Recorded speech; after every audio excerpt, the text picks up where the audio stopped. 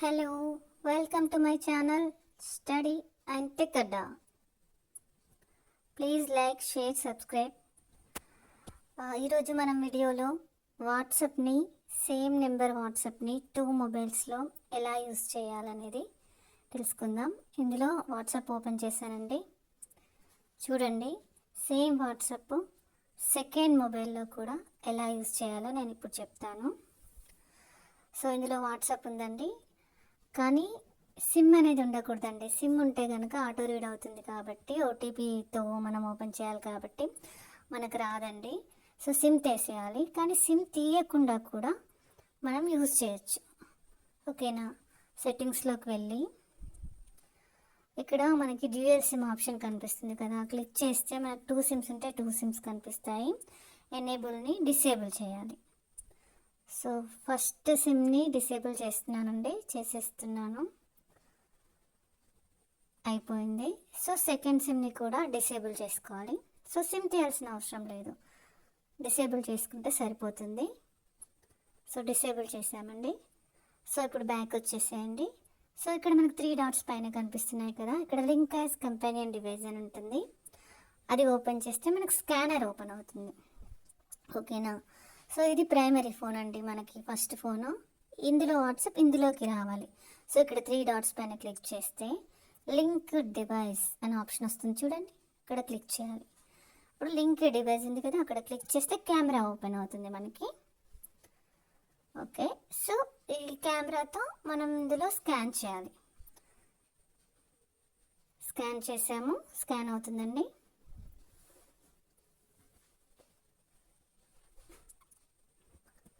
Okay, so ఈ WhatsApp అనేది charts అనేవి ఇందులో లోడ్ అవుతున్నాయి. టైం పడుతుంది, వెయిట్ చేయాల్సి ఉంటుంది. ఇలాంటి చాలా వీడియోస్ కోసం సబ్స్క్రైబ్ చేసుకోండి, లైక్ చేయండి తప్పకుండా.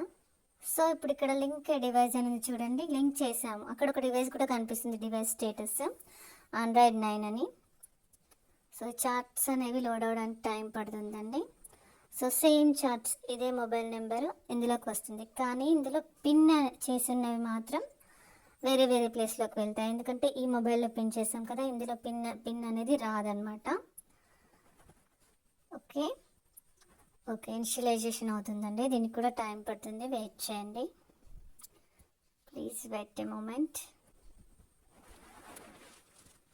ఓకే, అలాగే ఓన్లీ అదర్ మొబైల్లోనే కాదండి, వాట్సాప్ వెబ్తో కూడా మనం చేసుకోవచ్చు. అంటే కంప్యూటర్లో కానీ ల్యాప్టాప్లో కానీ మనం వాట్సాప్ డౌన్లోడ్ చేసుకోకుండా గూగుల్లోకి వెళ్ళి వాట్సాప్ వెబ్తో కూడా మనం వేరే వాళ్ళ వాట్సాప్ని మన మొబైల్లో కూడా ఓపెన్ చేసుకోవచ్చు.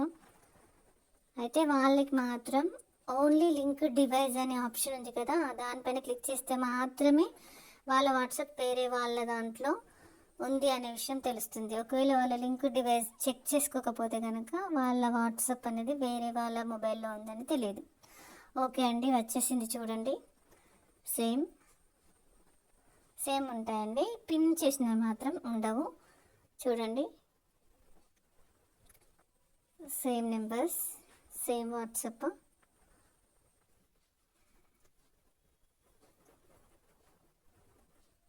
చూస్తున్నారు కదా?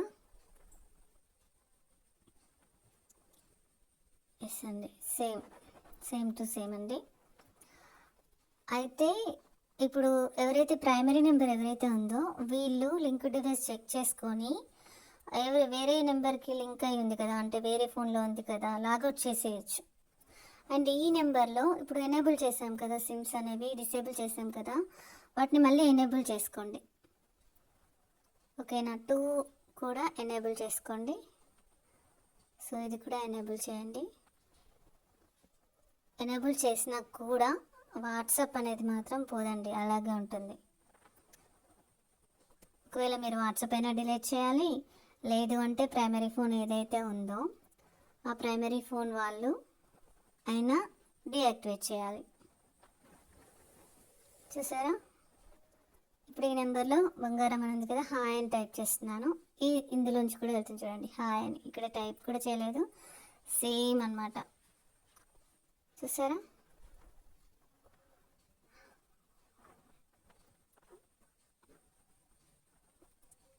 హాయ్ అని వస్తుంది. సో ఇది ఇలాగే ఉంటుందండి, వీల్ డిలీట్ చేసే వరకు కూడా ఇలాగే ఉంటుంది.